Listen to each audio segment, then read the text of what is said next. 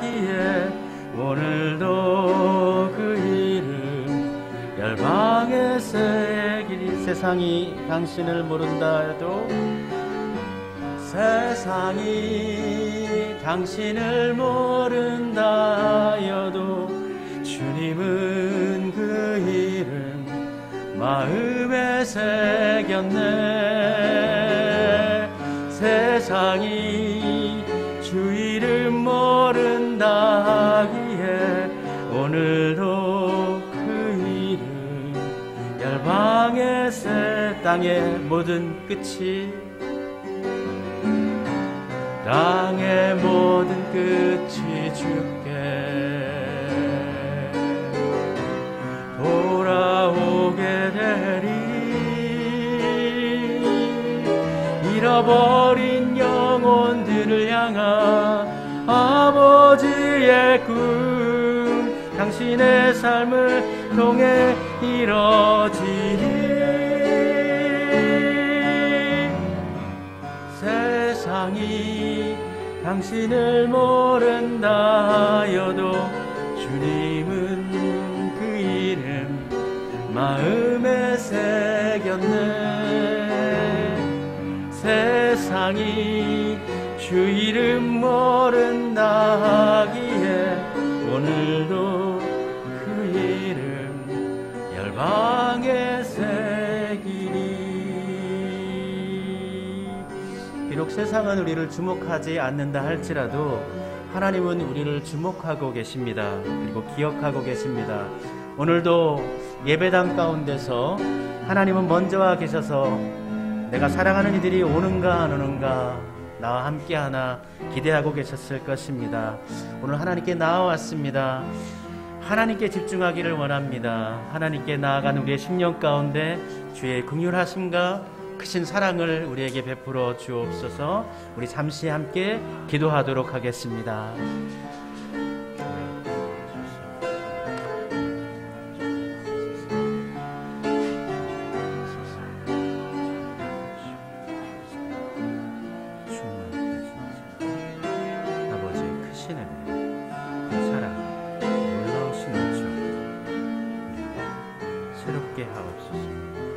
주님 도우소서.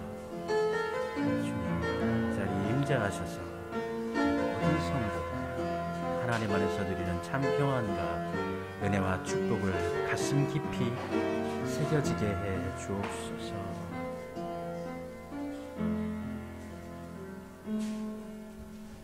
하나님은 영이시니 예배하는 자가 영과 진리로 예배할지니라. 아멘.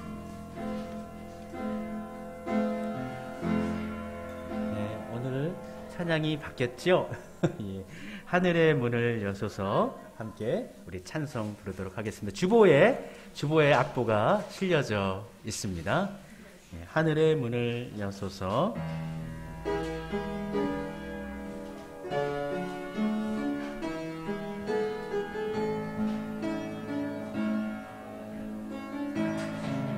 하늘의 문을 여소서. 이곳을 주목하소서. 주를 향한 노래가 꺼지지 않으니 하늘을 열고 보소서. 이곳에 임재하소서. 주님을 기다립니다. 기도의 향기가 하늘에 닿으니 주여 임재하여 주소서. 이곳에 오셔서 이곳에 앉으소서. 이곳에서 드리는 예배를 받으소서. 주님의 이름만이 오직 주의 이름만. 이곳에 오셔서 이곳에 앉으소서. 곳에 오셔서 이곳에 앉으소서. 이곳에서 드리는 예배를 받으소서.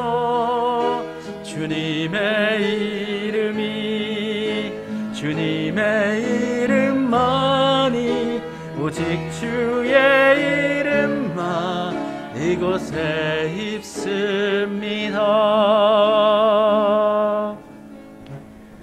수고하고 무거운 짐진 자들아 다 내게로 오라. 내가 너희를 쉬게 하리라.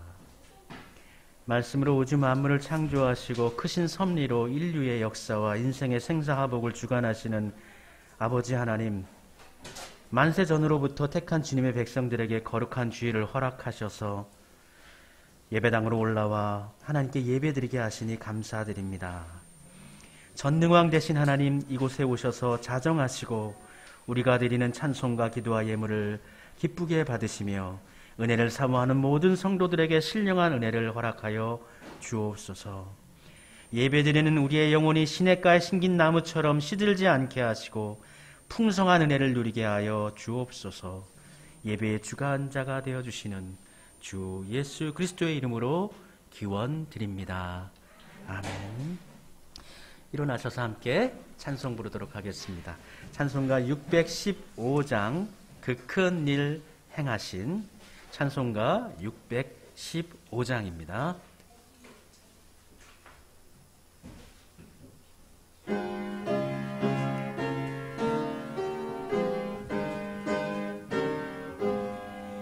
그 큰 일을 행하신 주께 영광, 이 세상을 사랑해 주오셨네. 우리 죄를 위하여 죽으시사 저 영원한 생명문 여시었네. 우리 주 높이세 귀한 말씀 듣고 우리 주 높이세 모두 기뻐하며 주 예수님이 믿어 하나님께 그 행하신 그 역사 찬양하세. 그 큰 일을 행하신 하나님께 주 예수님이 나여 기뻐하네. 주 예수님 우리가 만날 때엔 그 기쁨을 어디에 비하리오. 우리 주 높이세 귀한 말씀 듣고 우리 주 높이세 우리 기뻐하며 주 예수님이 믿어 하나님께 그 행하신 그 역사 찬양하세. 우리의 마음을 모아서 한 주간의 삶을 되돌아보며 하나님께 회개의 기도 올려드리도록 합시다. 우리 함께 같이 마음을 모아 기도 드립니다.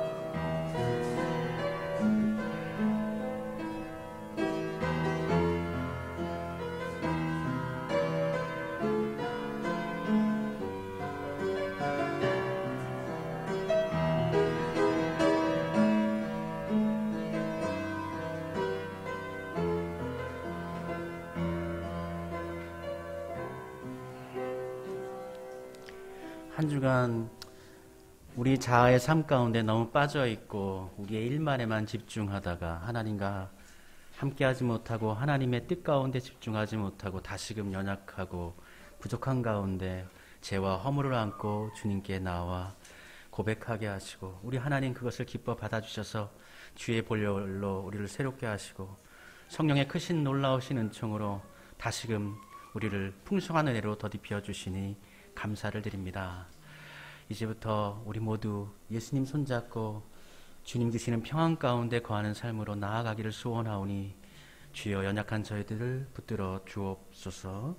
이 시간 우리의 믿음을 고백합니다. 받아주시옵소서. 나는 전능하신 아버지 하나님 천지의 창조주를 믿습니다. 나는 그의 유일하신 아들 우리 주 예수 그리스도를 믿습니다.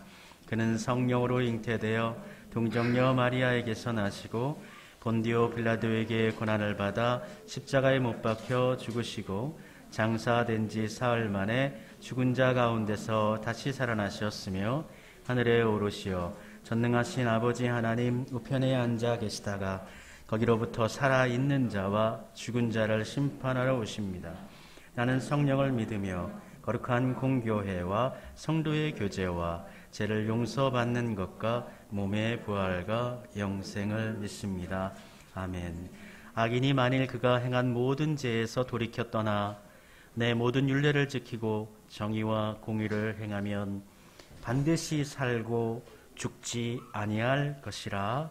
아멘. 교동문 73번 말씀 함께 교독하겠습니다.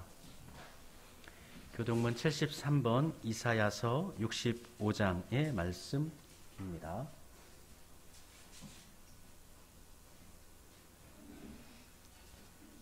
제 73번 이사야 65장의 말씀 같이 교독하겠습니다.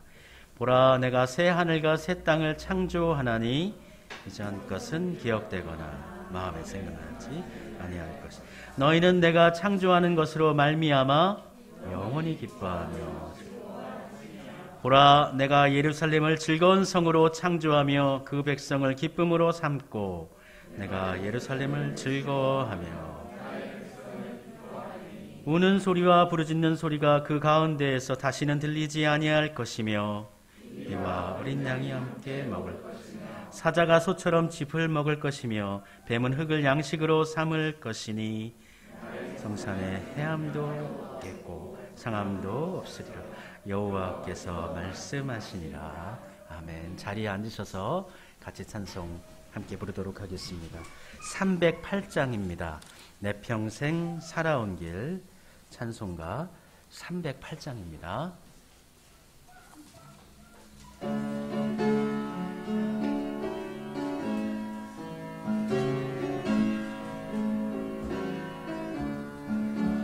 내 평생 살아온 길을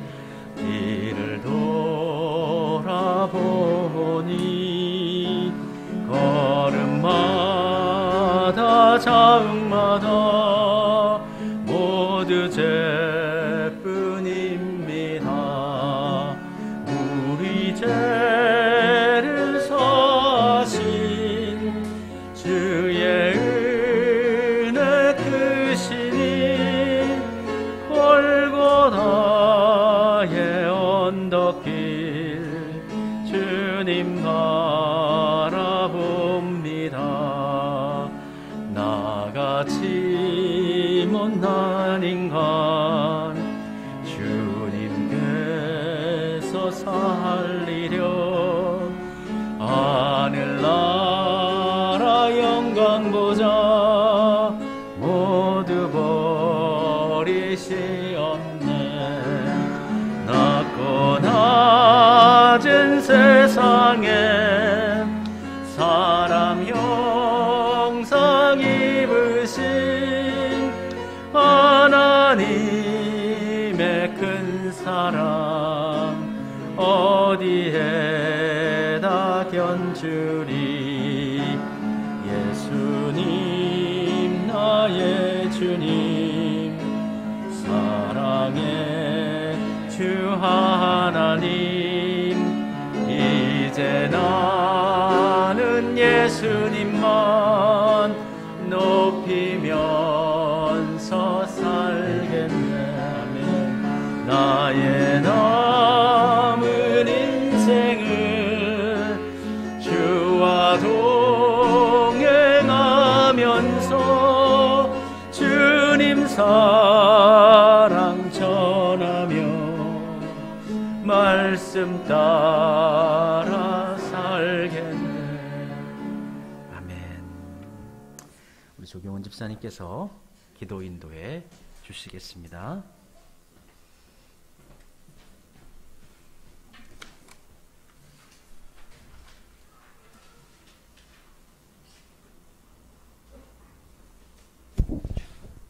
기도하시겠습니다.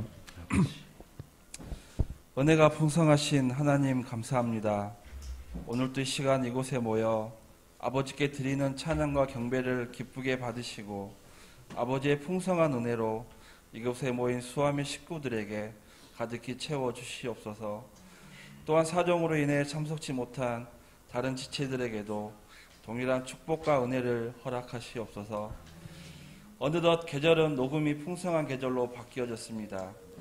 추운 겨울을 버티고 자라났던 조그만 새싹들이 하나님께서 주시는 햇빛과 공기, 물로 인해 커지고 풍성해지는 것처럼 저희의 믿음 또한 그렇게 되어지기를 원합니다.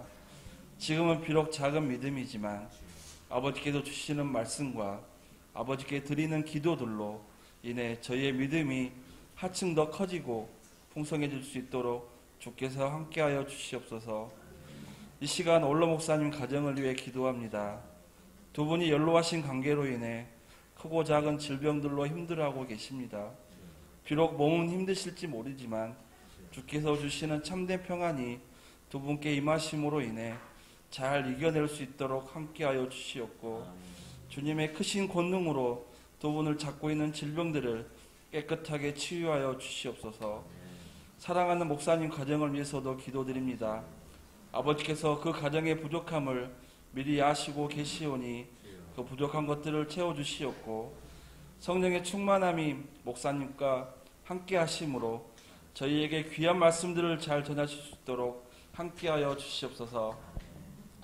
또한 6월에 시작될 하늘꿈 예배를 위해 기도드립니다. 아이들을 말씀과 믿음으로 훈육한다는 것이 얼마나 복되고 또한 얼마나 귀한 일인지 잘 알고 있습니다. 그러나 그 일이 쉽지 않다는 것 또한 잘 알고 있습니다. 그러니 저희에게 지혜와 명철을 허락하셔서 하늘꿈 예배가 잘 드려질 수 있도록 함께하여 주시옵고 믿음과 말씀으로 성장한 우리 아이들이 이 세상을 이끌어 나가는 참 리더들이 될 수 있도록 주께서 인도하여 주시옵소서. 아멘. 이 예배 후에는 또 정교인 야유회로 진행되어질 텐데 아버지 오고 가는 걸음 위에 함께 하셔서 아멘. 모두 잘 안전하게 다녀올 수 있도록 주께서 지켜주시옵고 아멘. 저희들이 이런 교제들을 통해 이 각박한 세상에서 서로 의지하고 도울 수 있는 참 영적 공동체가 되어줄 수 있도록 주께서 인도하여 주시옵소서. 아멘. 저희들의 작은 신음소리조차 들으시고 응답하시는 예수님의 이름으로 기도드렸습니다. 아멘. 하늘에 계신 우리 아버지, 아버지의 이름을 거룩하게 하시며 아버지의 나라가 오게 하시며 아버지의 뜻이 하늘에서와 같이 땅에서도 이루어지게 하소서. 오늘 우리에게 일용할 양식을 주시고 우리가 우리에게 잘못한 사람을 용서하여 준 것 같이 우리 죄를 용서하여 주시고 우리를 시험에 빠지지 않게 하시고 악에서 구하소서. 나라와 권능과 영광이 영원히 아버지의 것입니다. 아멘.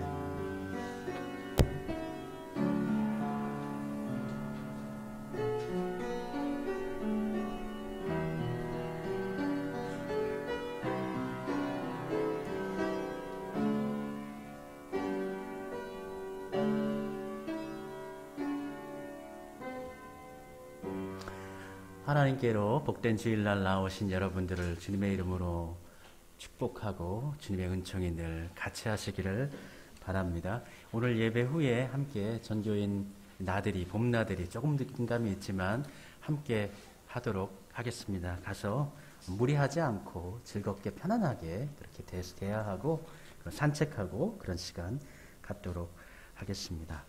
앞서 우리 집사님께서 기도하신 것처럼 이제 하늘꿈 예배가 6월 첫 주에 시작이 되어지는데 이제 2주 남았지요.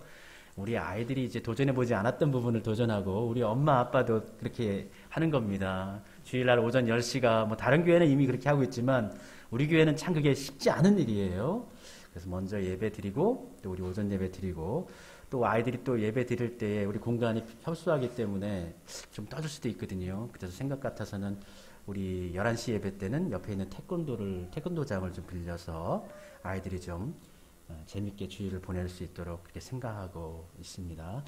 우리 하늘급 예배가 잘 실행되고 또 하나님께서 보시기에 좋은 예배로 자라날 수 있도록 기도로 준비하면서 나아가도록 합시다. 금주 이사야서 우리가 말씀을 계속 읽고 있죠? 예, 금주는 14장부터 18장까지의 말씀 같이 읽도록 하겠고요. 오늘 장로님께서 오시기로 하셨는데 제가 아침에 통화를 했는데 몸이 좀 불편하세요. 걸으실 때마다 발바닥에 통증이 있으시다고 합니다. 가능하면 오늘 꼭 오셔가지고 함께 하고 싶었는데 못하신다고 양해의 말씀 전해주셨습니다. 여러분들 아침 저녁으로 이제 기도하실 때마다 장로님의 강건 그 가정 위해서 기도해 주시기를 바랍니다. 우리 찬송 함께 부르면서 서로에게 안부와 사랑의 눈빛으로 축복을 나누도록 하겠습니다.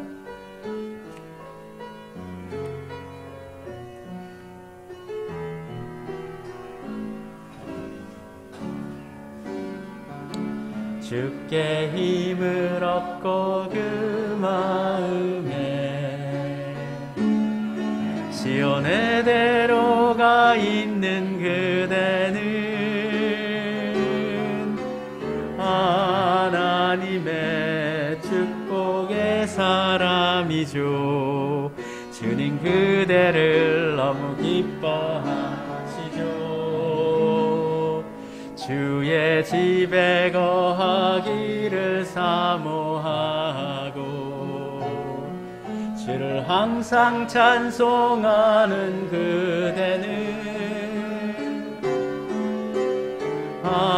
하나님의 축복의 사람이죠. 주님 그대를 너무 사랑하시죠.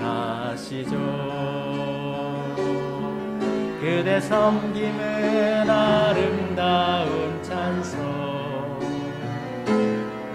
그대 헌신은 향기로운 기도, 그대가 밟는 땅 어디에서라도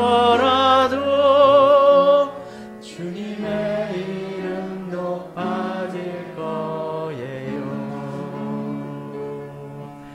예. 우리 저희 형님 댁 우리 가정의 장남인데요. 우리 이윤수 청년 대학생입니다. 가장 인생의 좋은 시기를 지금 살고 있는데 오늘 함께 예배 나왔습니다. 우리 환영하는 박수 부탁드리겠습니다. 너무 반갑고 감사합니다. 예. 우리 이 시간 함께 하나님의 말씀 함께 찾도록 하겠습니다. 오늘 함께 나눌 말씀은 구약성경 이사야서 11장 말씀 11장 10절부터 17절까지 말씀입니다. 이사야 11장 10절부터 16절까지 말씀이네요. 예, 16절까지 말씀입니다.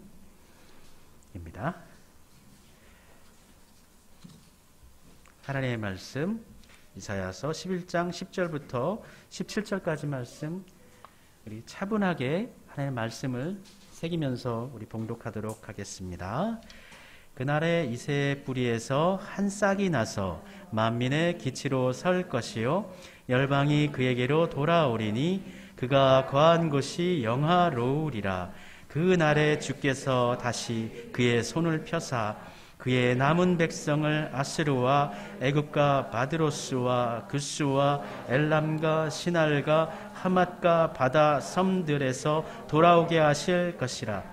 여호와께서 열방을 향하여 기치를 세우시고 이스라엘의 쫓긴 자들을 모으시며 땅 사방에서 유다에 흩어진 자들을 모으시리니 에브라임의 질투는 없어지고 유다를 괴롭게 하던 자들은 끊어지며 에브라임은 유다를 질투하지 아니하며 유다는 에브라임을 괴롭게 하지 아니할 것이요 그들이 서쪽으로 블레셋 사람들의 어깨에 날아앉고 함께 동방 백성을 노략하며 에돔과 모압의 손을 대며 암몬 자손을 자기에게 복종시키리라.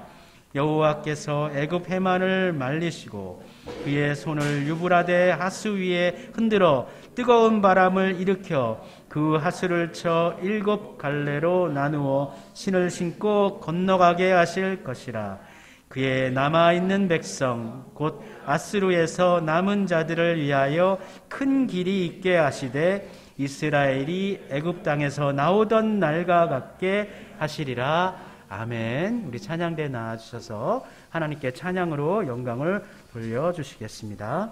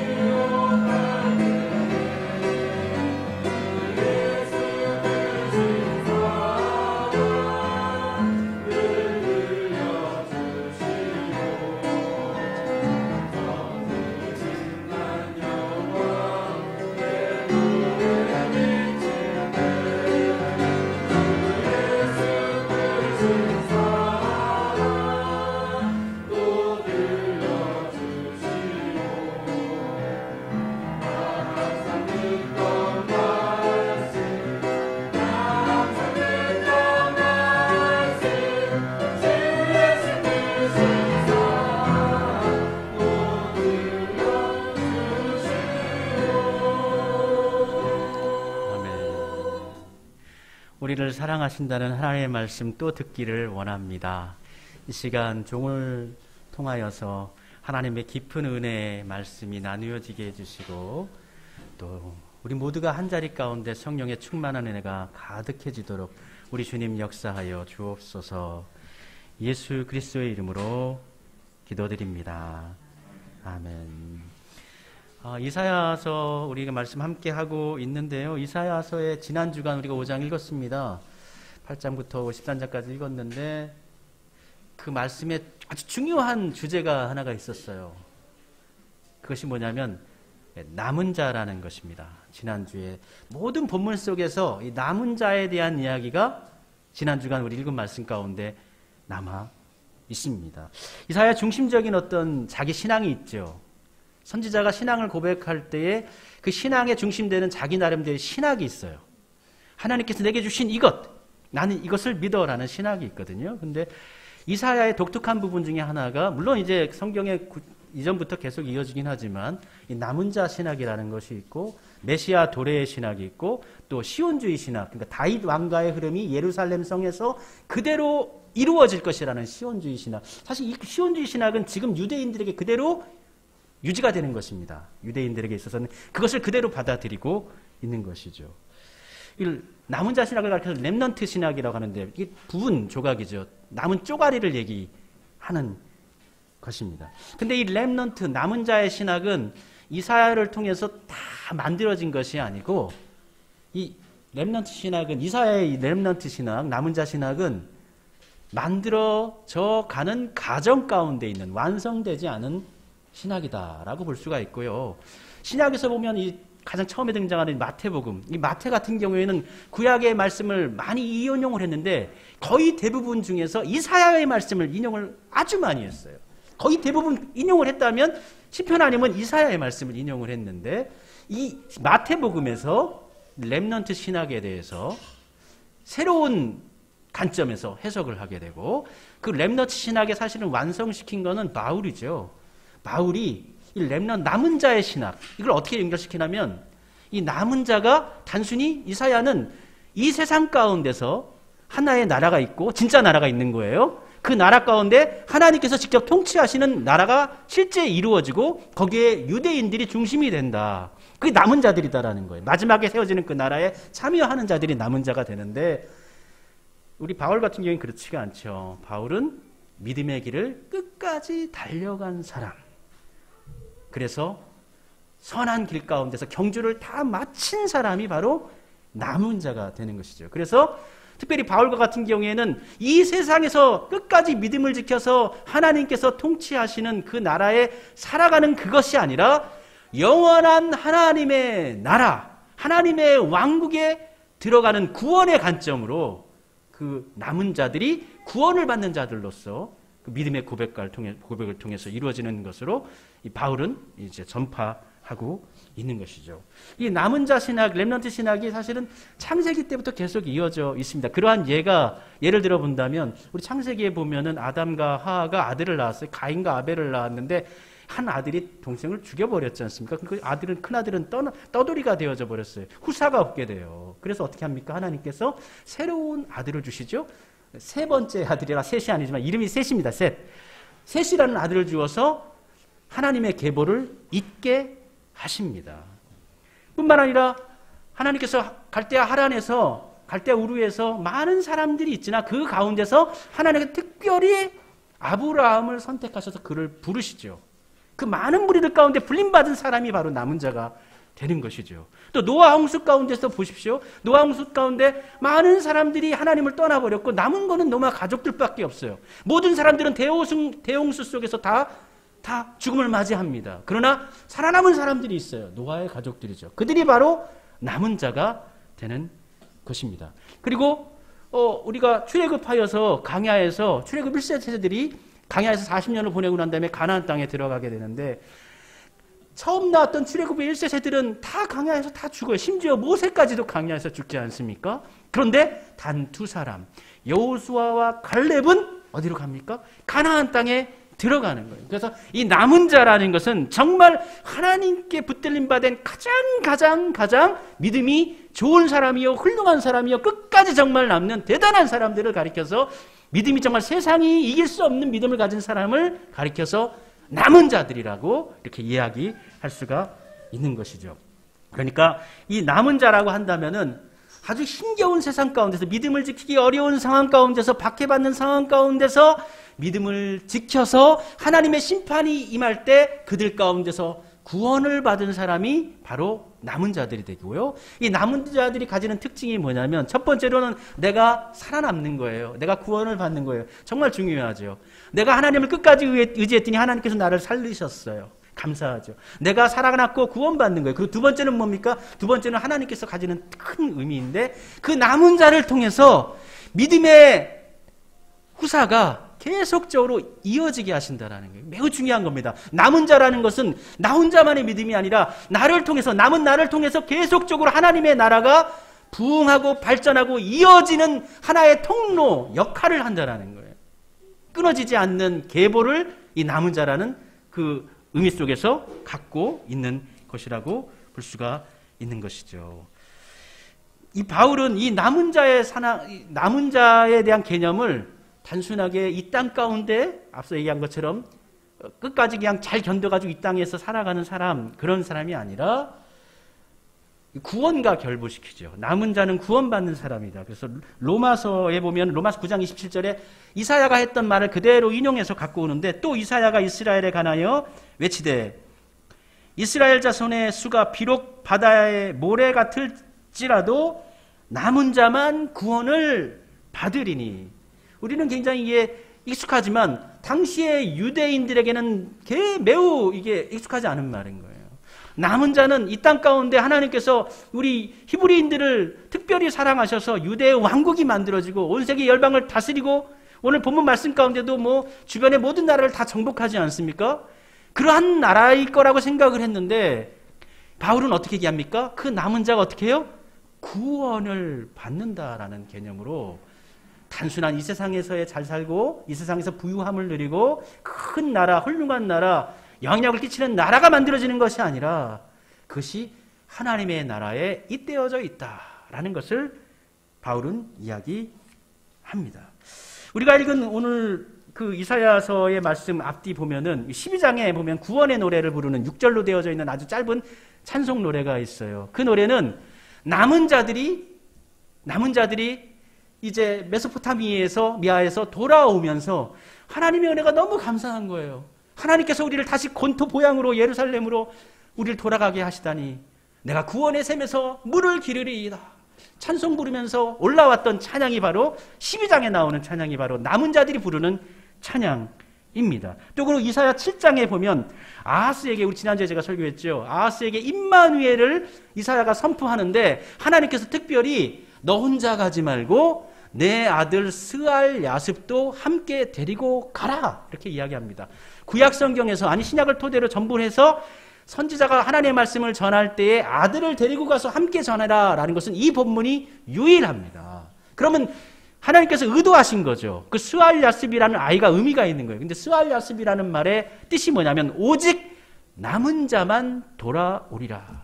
그러니까 아하스에게 선포를 한 거죠. 나라가 망한다. 그러나 완전히 망하지는 않는다. 남은 자가 돌아오리라. 남은 자가 돌아올 것이라는 것을 7장에서 이야기합니다. 그리고 9장 1절에 보면은 9장 1절에 이렇게 말씀해주고 있습니다. 전에 고통받던 자들에게는 흑암이 없으리로다. 옛적에는 여호와께서 스불론 땅과 납달리 땅이 멸시를 당하게 하셨더니, 여기서 납달리 땅과 스불론 땅은 북이스라엘 땅을 이야기하는 거예요.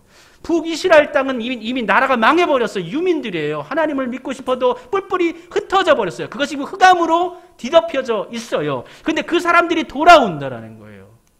그래서 이사야가 이 말씀을, 남은 자를 선포할 때에 가장 큰 하두, 주제가 뭐였냐면은 북이스라엘이 망했어요. 저 망한 사람들이, 나라가 망했으니까 남쪽 유다로 도망쳐와요. 유민들이 넘어옵니다. 애굽으로 피난 가기도 하고 많은 사람들이 아수르로 끌려갑니다. 노예로, 포로로 잡혀갑니다. 그들이 계속 남쪽으로 유입이 되는 거예요. 우리는 가까이 이해할 수 있죠. 북한이 있으니까. 북한이 한 20년 전에 막 그 식량난이 있을 때 중국으로 막 넘어가고 그렇게 하지 않았습니까? 그러한 상황인 거예요. 그러한 상황 가운데서 선지자가 이러한 상황을 하나님께서 의도하신 것이 무엇인가? 북이스라엘이 망하고 난 다음에 저들이 이렇게 넘어오는데 저들은 무엇이지? 이사야의 입장에서는 저들이 넘어올 때에 그동안 우상을 숭배하고 하나님을 떠나 있고 그래서 하나님의 심판이 임했는데 그들이 이제 돌아오는구나. 그들 가운데 몇몇 사람은 돌아오는구나. 그들이 남은 자들이다 라는 개념을 갖고 있고, 실질적인 이 남은 자란 이야기는 자신이 살았던 시대의 상황과 정치적인 상황 속에서 이 남은 자가 선포되어진 것입니다. 그리고 이사야 11장 오늘 본문 말씀에 1절부터 10절까지는 그 중에서 1절 말씀 읽어드리도록 할게요. 이새의 줄기에서 한 싹이 나며 그 뿌리에서 한 가지가 나서 결실할 것이요 그의 위에 여호와의 영 곧 지혜와 총명의 영이요 모략과 재능의 영이요 지식과 여호와를 경외하는 영이 강림하시리니. 이 본문의 말씀의 구체적인 사용도는 새로운 왕이 등극할 때 주의 영이 임하셔서 저를 지혜롭게 하셔서 저 가운데 하나님의 권능과 능력을 나타내게 하소서라는 축복을 비는 왕이 등극할 때 선언을 하는 축복문입니다. 이 본문은. 그래서 당시 고대의 근동에서 이러한 새 왕이 등극할 때 나라의 어떤 잘못된 사람들을 이렇게 한속을 시켜주고 또 어려운 사람들을 도와주고 그렇게 했다라는 거죠. 이사야는 요 본문을 이게 메시아 되시는 우리 하나님의 아들이 이 땅 가운데 오셔서 왕으로 자정하시는 본문을 이야기했는데 사실은 요 본문은 히스기야 왕의 등극 부분을 성서 해석자들이 이야기하는 겁니다. 그것을 인용해서 선포한 것이다. 그러니까 당시의 역사적인 환경 가운데서 남은 자들에 대한 이야기를 그가 하고 있다라는 것이죠. 근데 그가 어떻게 해요? 남은 자들이 새로운 왕의 도래를 통해서 회복되어지는 새로운 왕국이 이루어진다. 새로운 왕국이 만들어진다라는 것을 이야기하고 있습니다. 또 한 가지 더 독특한 부분이 있어요. 이렇게 새로운 왕이 이스라엘 땅 가운데 등극을 하게 되어지는데 그 왕이 작은 아이라는 것입니다. 그래서 9장 6절에 보면 이는 한 아기가 낳고 우리에게 낳고 한 아들을 우리에게 주신 바 되었는데, 그래서 한 아들이라는 것은 하나님의 아들을 이야기하는 것인데 한 악이라는 표현을 썼단 말이에요. 당시 고대 근동사회에서 아무리 아기가 왕이 되어져도 그 아이를 악이라고 하지 않습니다. 위대한 존재로 부각을 시킵니다. 가장 큰 존재로 포장을 합니다. 그런데 오늘 말씀 가운데서 어떻게 합니까? 한 악이라고 이야기해요. 그건 다른 주변의 고대의 다른 나라들, 제국들이 다스리는 시대의 그러한 나라하고는 구별된 하나님 나라의 다른 모습인 거예요. 한 아이가 다스린다는 것은 아이의 성품으로, 한 아들이 낳았다는 것은 하나님의 아들이 이 땅 가운데서 이 나라를 다스린다라는 세상과 다른 모습의 왕국이 만들어진다는 것을 선포하고 있습니다. 그래서 그 새로운 왕이 나라를 다스리는데 어떻게 다스리냐면은 11장 3, 4절에 이렇게 쓰여져 있습니다. 공의로 가난한 자를 심판하며 정직으로 세상의 겸손한 자를 판단할 것이며 그의 입에 막대기로 세상을 치며 그의 입술이 기운으로 악인을 죽일 것이며 공의로 그의 허리띠를 삼으며 성실로 그의 몸에 피띠를 삼으리라. 그래서 다른 모든 동시대의 왕국들, 제국들은 권력과 힘과 폭력으로 나라를 다스렸는데 새롭게 만들어지는 이 하나님의 나라, 이 왕국은 겸손과 성실과 공의로서 백성들을 살피고 돌보실 것이다 이야기해주고 있습니다. 그래서 이사야의 남은 자 신학은 이 북이스라엘의 남미들이 막 내려오는 상황 가운데서 저들이 뭐지? 나라는 이미 또 그리고 망했잖아요. 우리가 지금 남과 북이 대치하고 있는데 북한이 어느 날 망해버렸다고 치자고요. 망해버렸어요. 어느 나라에 침공을 받아가지고. 그럼 우리나라는 어떻게 될까요? 편안할까요? 난리가 날 거예요. 난리가 날 거예요. 북한이 망해버렸으니까. 지금 그러한 상황인 거예요. 그러한 상황 가운데 하나님, 이 상황 가운데서 하나님께서 원하시는 것은 무엇이고 뜻하신 것은 뭐고 하나님께서 남은 자를 남겨놓으신다고 하셨는데 북이스라엘, 적어도 12지파에 10지파가 있는 북이스라엘이 망해버렸단 말이에요. 이 가운데 하나님의 뜻은 무엇입니까? 라는 것을 이 선지자는 하나님께 물어야 되고 그 시대의 사람들 가운데 하나님께 뜻하신 것이 이런 것입니다. 라는 것을 알려주어야 할 사명이 있는 것이죠. 그러한 가운데서 남은 자를 이사야가 이야기해주고 있습니다. 사실 이사야서는 여러 가지 이야기들이 다양하게 복잡하게 나옵니다. 이 다윗 왕가의 회복, 시온주의, 이거는 그대로 지금의 유대인들에게도 이어져 있고요. 그 메시아의 도래. 근데 메시아가 오시는데 그분이 이상하게 고난을 당하시고 심지어는 죽기까지 하셔요. 그러니까 당시의 시대로는 아니 메시아가 오시는데 왕이 오시는데 그가 왜 고난을 당하고 왜 죽느냔 말이죠. 이해할 수가 없지요. 뿐만 아니라 이 남은 자의 어떤 신앙, 이러한 것들 이 복합적으로 헷갈리게 합니다. 그러나 이 모든 것들을 우리는 어떻게 해요? 하나로 묶을 수가 있죠. 무엇으로 묶을 수 있습니까? 바로 예수 그리스도로 묶을 수가 있는 것입니다. 당시 이사야가 하나님의 말씀을 전해 듣습니다. 선지자가 하나님께서 이러한 말씀을 전해 주셨어요. 그러면 그 선지자가 그 하나님의 말씀을 100% 내 속에 내재해가지고 완벽하게 하나님의 뜻을 완벽하게 전하느냐? 때로는 그럴 수도 있지만 때로는 도저히 이해하지 못하는 거예요. 나도 알 수가 없는 거예요. 근데 하나님께서 그렇게 말씀하셨어요. 그러니까 어떻게 해요? 자기도 모르지만 이게 무슨 뜻인지 모르지만 선포해야 되는 것이죠.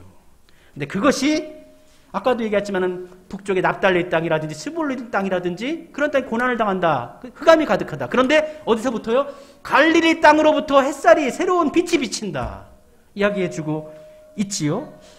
이사야의 모든 성경의 구절들이 예수 그리스도의 관점으로 바라보면 하나씩 하나씩 이해가 될 수가 있습니다. 그래서 10절에 보면 오늘 말씀 10절에 그날에 이새의 뿌리에서 한 싹이 나서 만민의 기치로 설 것이요 열방이 그에게로 돌아오리니 그가 거한 곳이 영화로우리라. 이새의 뿌리라는 것을 벗어나지 않습니다. 이새는 다윗의 아버지니까요. 다윗 종족이어야 되는 거예요. 다윗 후손이어야 되는 거예요. 그래서 이사야는 진짜 이 땅 가운데 다윗의 후손으로 새로운 왕국이 만들어진다라고 생각을 했어요. 근데 사실 만들어졌죠. 예수님께서 다윗의 후손이시니까요. 그러나 그가 생각했던, 이사야가 생각했던 어떤 정치적인, 군사적인, 어떤 지역적인 그러한 나라는 아니었던 것이죠. 한 싹은 매우 작은 것입니다. 약한 것입니다. 싹입니다. 얼마나, 요즘 싹이 많이 나잖아요.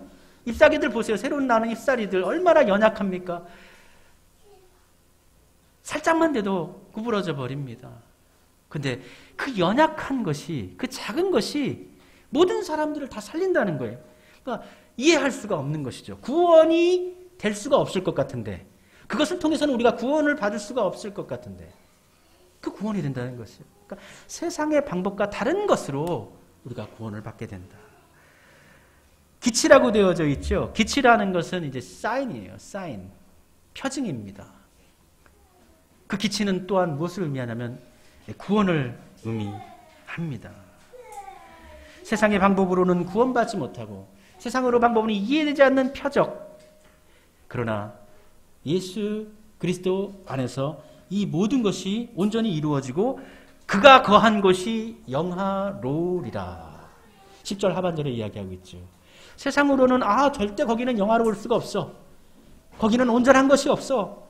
거기는 오히려 죽음밖에 없어. 사실 예수님께서 죽으셨으니까요. 그런데 그가 있는 곳이 영화로울 것이요. 우리가 남은 자가 되어져서 그것을 바라볼 때 우리 역시도 그와 함께 영화로운 것에 거하게 될 줄로 믿습니다. 이렇게 하나님의 나라가 회복되어질 때 이사야는 11절에 보면 주변의 모든 나라에서 북이스라엘도 망했고 남유다도 망했어요. 그래가지고 이 사람들이 어떻게 됩니까?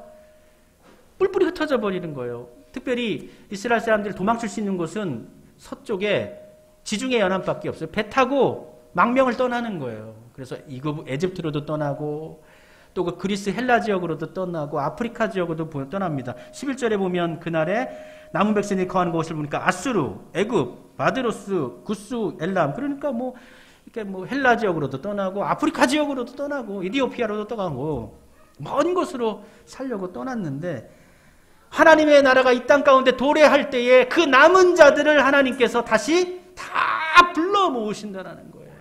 그들 곳곳에서 불러 모으시는데 심지어는 바다 섬들에서 돌아오게 하실 것이요. 이 바다 섬은 지중해 바닷가에 있는 크고 작은 섬들입니다. 남유다가 멸망할 때 많은 유민들이 배를 타고 도망을 치고 나라를 등지고 그 섬에 가가지고 거기서 그냥 산 거예요. 흩어져 있는 백성들입니다. 오지아 같은 곳이에요. 근데 메시아가 도래하고 난 이후에 그 흩어졌던 모든 사람들이 작은 섬이라 할지라도 다 하나님께서 다 불러 모으신다. 그리고 그렇게 불러 모았던 다시 사람들이 모여서 다시금 하나의 나라를 세우게 되어지는데 그 나라는 하나된 나라요, 화평의 나라요, 평화의 나라요, 사랑의 나라요, 사랑의 공동체가 되어집니다. 다시는 반목하고 싸우고 다투지 않습니다. 남유다와 북이스라엘은 나라가 나뉘어진 시기로부터 멸망할 때까지 그들은 끊임없이 싸웠어요. 끊임없이. 아직 같은 민족인데, 같은 히브리인들인데 뭘 싸울까? 아니요. 더 싸워요. 더 가까이 있기 때문에. 끊임없이 전쟁을 했습니다. 그래서 두 나라가 싸우면 싸울수록 서로지간의 국력이 소실이 되고 약화됩니다. 그러면 약화될 때 옆에 나라들은 또 어떻게 해요? 북이스라엘을 쳐들어오고 남유다를 쳐들어오는 거예요. 그 나라가 명월망합니다. 그런데 그들이 다시 돌아왔을 때는 어떻게 됩니까? 13절 말씀해 보니까 에브라임의 질투는 없어지고 유다를 괴롭게 하던 자들은 끊어지며 에브라임은 유다를 질투하지 아니하며 유다는 에브라임을 괴롭게 하지 아니할 것이요. 에브라임은 북이스라엘을 이야기하는 거예요. 유다와 북이스라엘이 어떻게 다시는 질투하지 않고 괴롭히지 않고 반목하지 않고 하나가 되어진다. 하나님 나라의 왕국은 우리가 하나가 되는 것입니다. 하나님 나라 안에서는 하나의 공동체가 되는 것입니다. 지금은 각자가 사는 곳이 다르고 가족이 나뉘어져 있고 위치가 다르고 역량도 다르죠. 그러나 이후에는 다 똑똑하다집니다. 하나가 되어집니다. 한 가족이 됩니다. 예수님 안에서 예수 그리스도를 통해서 어떠한 불신도 어떠한 분열도 없는 사랑의 공동체로서 새로운 나라가 만들어지는 것입니다. 그리고 그 나라가 다스리는 영역은 매우 거대합니다. 14절에 보니까 뭐 블레셋도 나오고 에돔도 나오고 모압도 나오고 암몬도 나오고 주변 동서남북 지역 모든 나라 다 이스라엘이 다스린다 이야기해주고 있어요. 근데 실질적으로 이스라엘 사람들이 이제 페르시아에서 회복되고 난 이후에 그러한 나라들을 다스려 본 적이 있냐면 역사 속에서는 그러한 나라를 다스린 전례가 없습니다. 이것은 실제 그러한 나라를 다스린다는 것이 아니라 하나님의 나라, 하나님의 교회, 주의 복음이 그와 같이 온 세계 열방 가운데 전하여진다는 것이죠. 남은 자들이 편히 돌아올 수 있도록 하나님께서 또 길도 열어주십니다. 15절과 16절에 보니까 애굽 해만은 이제 애굽의 이제 홍해를 이야기하는 거예요. 출애굽을 하려는데 가장 어려운 것이 뭐냐면 바다를 건너는 거는 어떻게 해볼 수가 없는 거야. 길을 걷는 것, 뛰는 거는 어떻게 체력이 좋으면 도망쳐 볼 수 있지만 바다를 건너는 건 어떻게 해볼 수가 없잖아요. 그런데 출애굽 당시에 그들이 바다를 건너온 것처럼 하나님께서 저 아수르 땅에 유브라데스 강을 하나님께서 하나님의 신이 임하심으로 따뜻한 바람을 불어 넣으셔서 그들이 신을 신고 건너올 것이다. 하나님께서 길을 열어주실 것이다. 그들이 다시 돌아올 수 있도록 남은 자들을 하나님께서 살피시고 보호하시고 다시 부르시고 그들이 만들어내는 그 나라는 평화의 나라, 하나된 나라. 하나님께서 다스리시는 나라. 근데 이 나라를 이사야는 이 땅 가운데 이루어질 나라로 생각했던 것이죠. 그런데 그것이 아니었죠. 예수님을 통해서 우리는 그 나라가 내 나라는 이곳이 아니다. 본디오 빌라도가 묻잖아요. 네가 하나님의 아들이냐? 네 나라가 어디냐? 이 나라 아니다. 그 말 한마디에 본디오 빌라도는 이 사람에겐 죄 없다. 나하고는 상관없다라고 인정을 그랬지만 이 서기관들과 대제사장들의 요구에 의해서 예수님을 십자가에 못 박죠. 하나님의 나라는, 예수님의 나라는 이 땅 가운데 완벽하게 이루어지는 완전한 나라는 아니에요. 다만 우리는 사명은 있어요. 하늘의 것이 이 땅 가운데 이루어질 것을 기도하면서 예수님께서 그렇게 노력하라고 하셨기 때문에 삶을 살아가면서 그러한 하나님의 가치, 하나님 나라의 그 통치 이념, 다스림의 이념, 정의와 평화와 사랑과 합평됨, 하나 되는 그러한 능력을 증거하며 살아가야 하는 것입니다. 남은 자들의 삶은 사실 편하지 않습니다.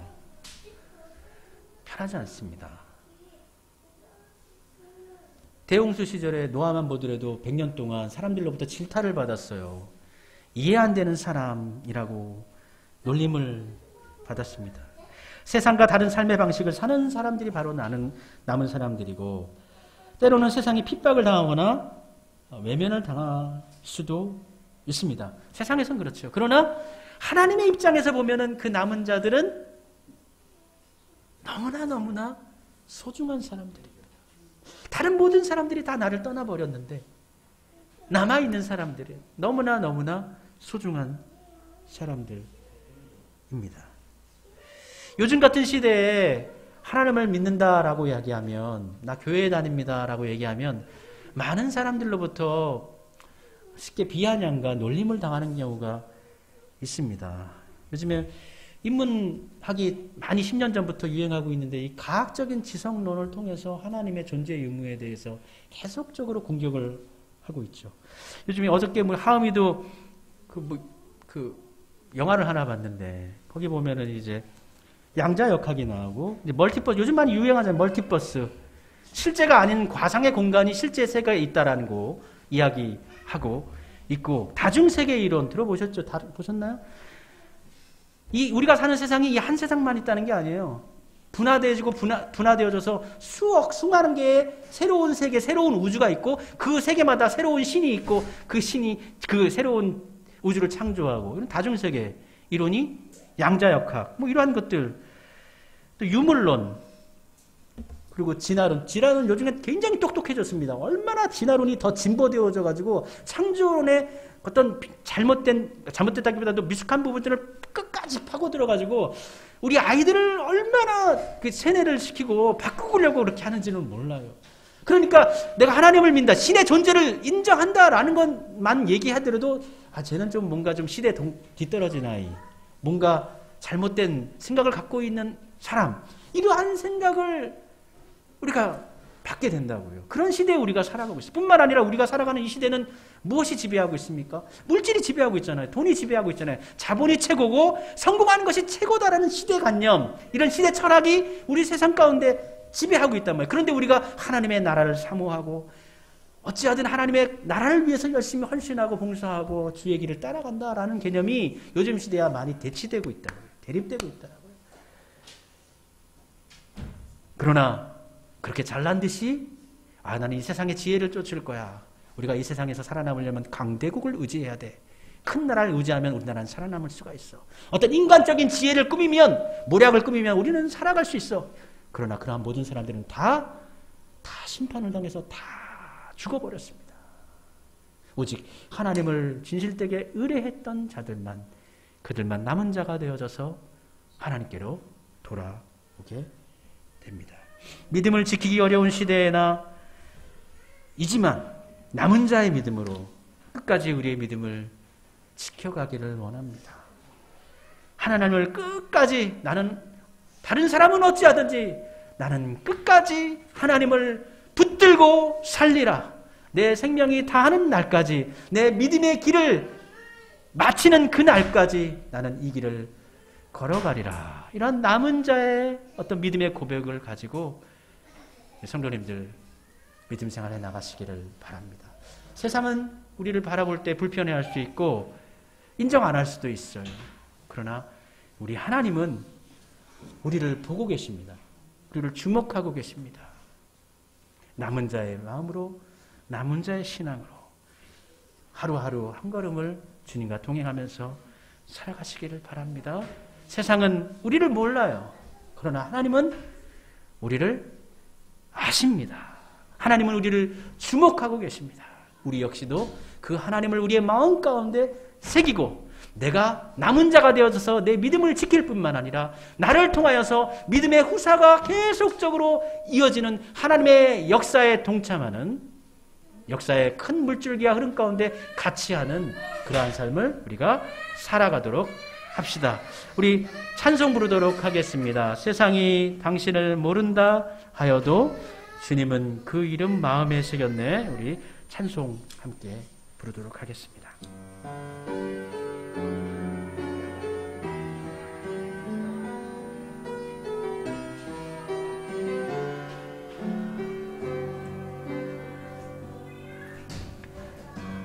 세상이 당신을 모른다 하여도 주님은 그 이름 마음에 새겼네.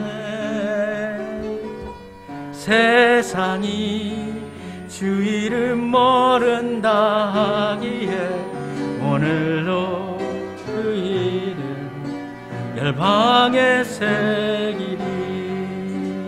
세상이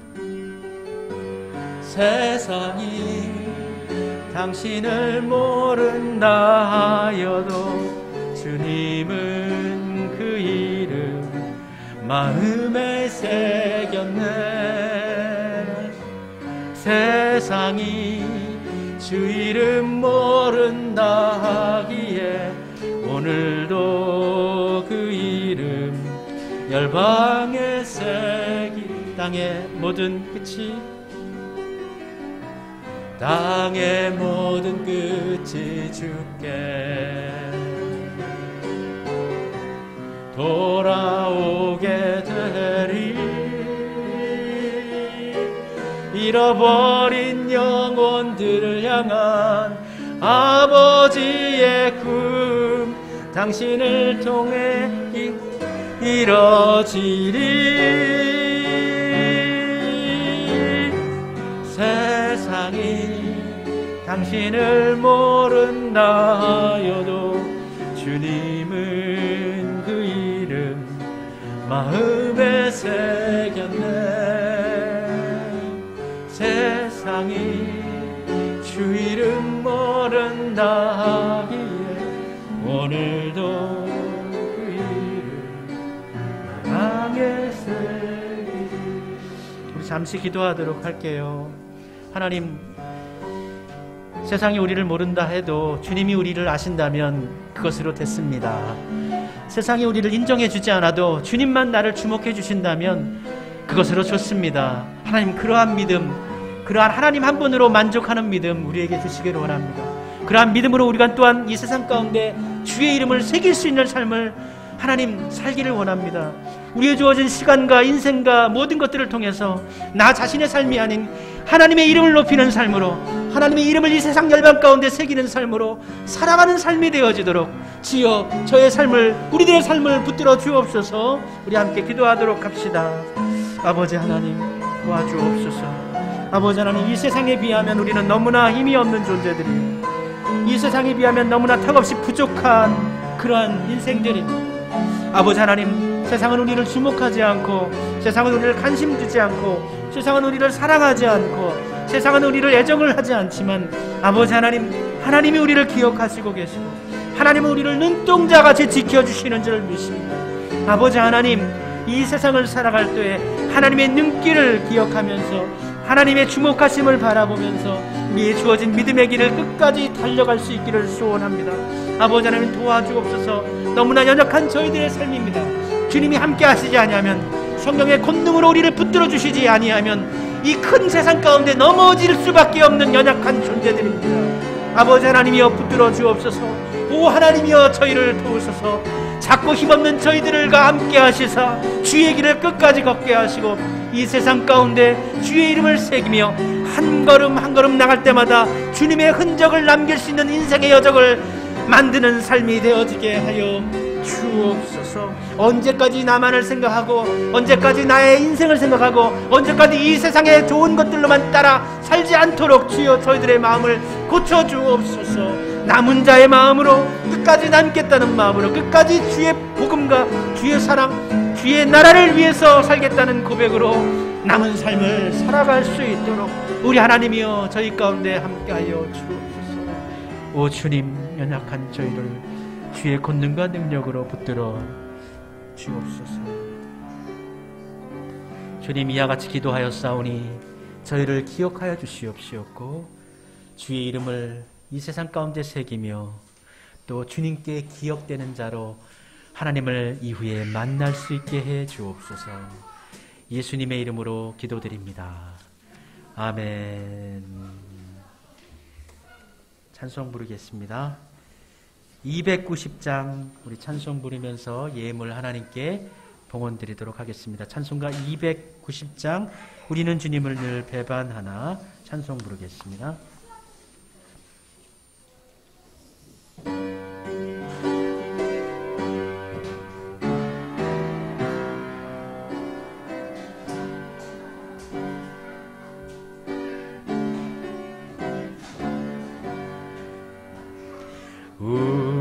우리는 주님을 늘 배반하나 내 주 예수여 날 부르사 그 참되신 사랑을 베푸시나니 내 형제여 주님을 곧 따르라.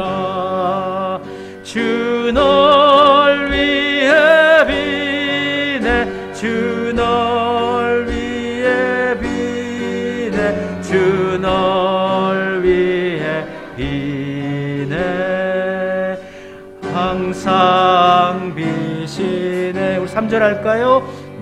무거운 짐 지고 애타는 인생 주 예수께 돌아와 곧 쉬어라. 내 주 예수 너희를 돌보실 때에 참복 낙과 안위가 넘치겠네. 주 널 위해 비네. 주 널 위해 비네. 주 널 위해 비네. 항상 비시네. 우리를 위해 항상 빌어주시는, 축복해주시는 하나님 감사합니다. 예배를 드리며 우리의 마음과 정성을 하나님께 드리게 하시고 더불어서 우리의 물질도 하나님께 봉헌하게 하시니 감사드립니다. 이 예물을 드리신 분들의 가정과 일터, 기업을 축복하여 주옵소서. 늘 하나님 안에 거하는 가정과 일터와 기업, 삶의 자리가 되어지게 하시고 주님 안에 거함을 통하여서 늘 주님의 집중받고 주목받고 눈동자같이 보호받는 귀한 삶으로 살아가는 우리 성도님들이 되어지도록 역사해 주옵소서. 이 예물 또한 아버지 하나님, 남은 자들을 위해 쓰이고 남은 자들을 새롭게 일구어내는데 쓰여지는 한 알의 씨앗처럼 이 세상 가운데 심겨지는 예물이 되어주셔서 정말 이후에 백배처럼 많은 것으로 하나님께 영광을 올려드릴 수 있는 복된 예물로 주님 축복하여 주옵소서. 예수님의 이름으로 축복하며 기도드립니다. 아멘. 우리 함께 자리에서 일어나셔서 함께 54장 함께 찬송하고 축도함으로 예배 마치도록 하겠습니다.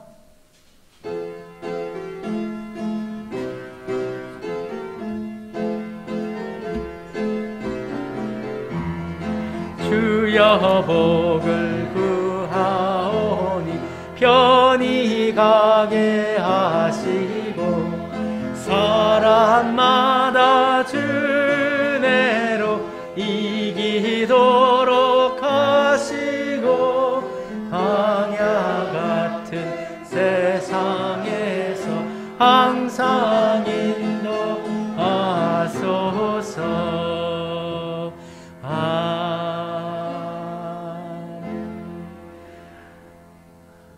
우리 주 예수 그리스도의 한량없으신 은혜로우심과 끝까지 남은 자들 돌보시는 하나님의 사랑하심과 지금도 교제하시며 교통하시는 성령님의 은총이 이 자리에 모여 예배드린 우리 모든 성도님들 족적 나아갈 인생의 길 위에 영원토록 같이 하여 주시기를 축원하옵나이다. 아멘.